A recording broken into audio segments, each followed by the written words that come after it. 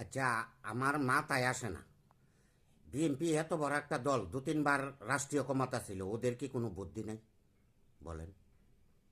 এই যে খলিলুর রহমান পররাষ্ট্রমন্ত্রী, এটা এখন আছে কি তিস্তা ব্যারেজ নিয়ে।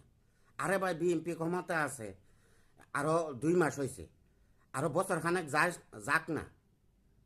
তিস্তা ব্যারেজ এখন না দিলে কি আর আমরা মইরা যাবো?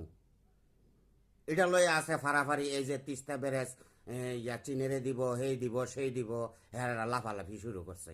এই খলিলুর রহমান বিএনপির ডুবাইব, এই যে বাংলাদেশটারও সর্বনাশ করব।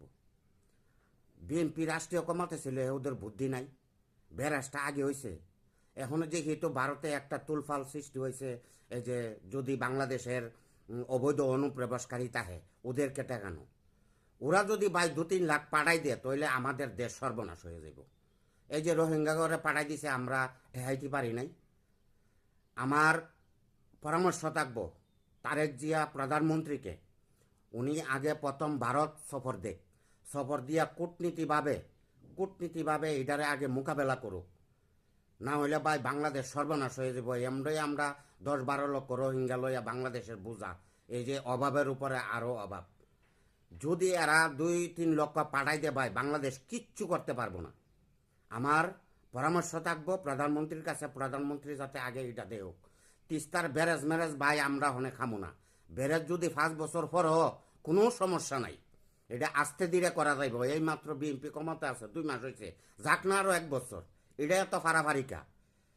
ইন্ডিয়ারে দিব না, চীনেরে দিব না, ইন্ডিয়ারে দিব, এটা তো আমাদের এখনো দরকার নাই। আমাদের হয়েছে দরকার, যদি বাংলাদেশের অবৈধ কোনো লোক থাকে, এটা কূটনীতিভাবে এটারে সমাধান করা।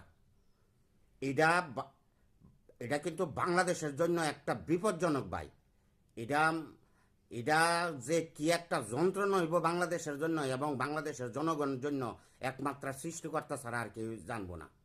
এই খলিলুর রহমান টেহান, এই খলিলুর রহমান, আমি বুঝি না এতগুলা ব্রেনি লোক থাকতে বিএনপির ভিতরে কেন এই যে অন্য দেশের এক নাগরিককে, আমেরিকান নাগরিককে পররাষ্ট্রমন্ত্রী করতে হইব।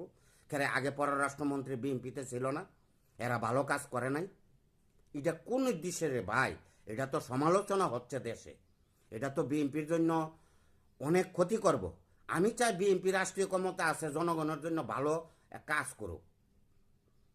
জয় বাংলা, জয় বঙ্গবন্ধু।